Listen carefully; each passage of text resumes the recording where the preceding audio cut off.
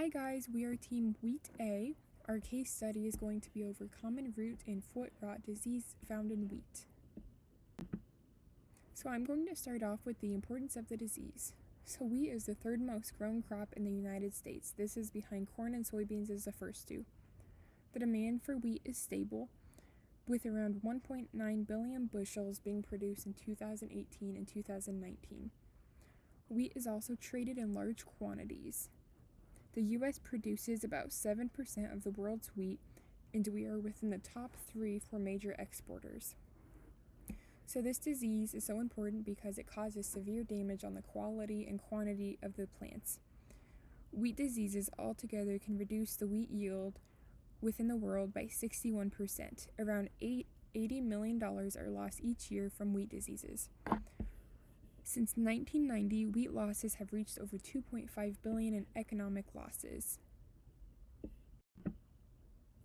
And for the symptoms and signs, I'm going to start with the symptoms. So, wheat symptoms: dead and dying groups of plants scattered throughout the field, and these are going to be most commonly found on ridges and slopes. Some of the first signs of the disease that you will see are small brownish black lesions on lower roots and nodes. And these are going to be 1/8 of an inch to an inch in length. And as you can see to the picture on the right, it kind of looks like the ends of some of the roots are black and almost rotting, and this is the first signs of the disease. You will also see brown crowns, and most of these wheat crops are going to put out few tillers. Some of the other signs that you will see: the mycelium is going to be a deep olive brown color, and then the conidiophores are single or clustered, simple, erect, and with septations with tapered ends. And the wheat crowns sometimes will rot depending on how bad the pathogen is, but again, that just depends on how long the plants have had the disease and, again, how bad it is. Bipolar sorokiniana is a hemibiotrophic fungal pathogen, meaning it starts its life cycle by consuming living plant tissue before it initiates programmed cellular death, in turn becoming a necrotroph and consuming dead plant tissue. Bipolar sorokiniana produces 3 main phytotoxins: pre-helminthospirol, helminthospirol, and sorokinianin. Pre-helminthospirol plays a role in killing and weakening plant cells. Helminthospirol weakens cell membranes, and sorokinianin is shown to have an inhibitory effect on seeds. Bipolar sorokiniana causes root and foot rot from seed or soil-based dispersal.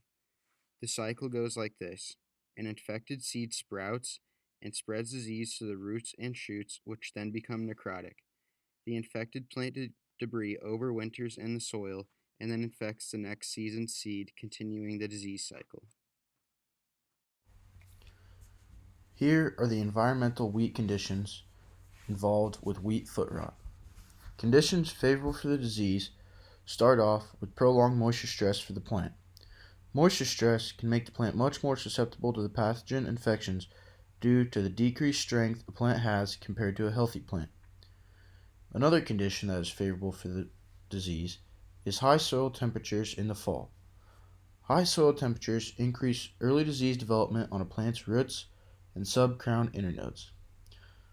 On the opposite end, efficient water supply is very beneficial for the plant not contracting this fungus.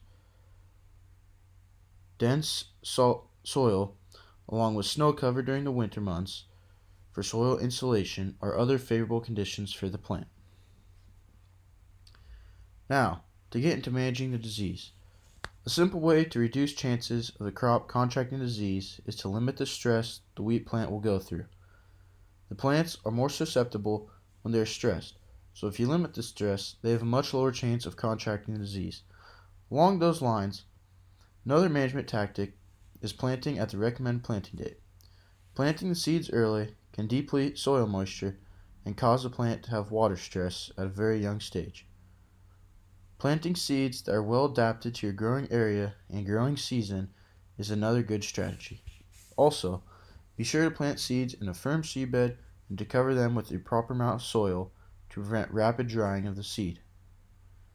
Chemically, the fungicide mefanaxam can be sprayed in the boot stage of the crop to help control the disease and maintain higher yields.